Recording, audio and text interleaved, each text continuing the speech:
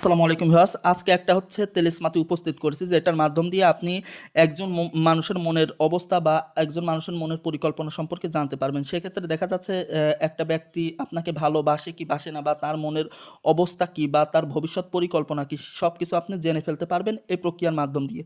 এটা কিন্তু একটা ইসলামিক আমল বলতে পারেন বা তাবিজাত বলতে পারেন। এখানে হুবহু যেরকম নকশাটা লেখা আছে হুবহু এরকমই লিখতে হবে। আর ফুলান এখানে নিজের নামগুলো ব্যবহার করতে হবে, আর নিজের বাবা বা মায়ের নাম লিখতে হবে।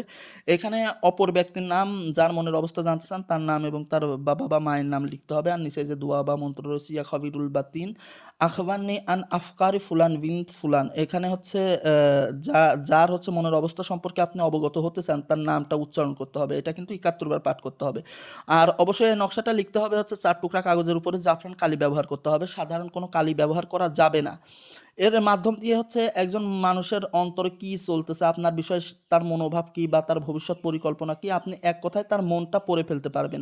স্বপ্নের মাধ্যমে আপনি তার মনের সকল বিষয় সম্পর্কে অবগত হতে পারবেন ইনশাল্লাহ।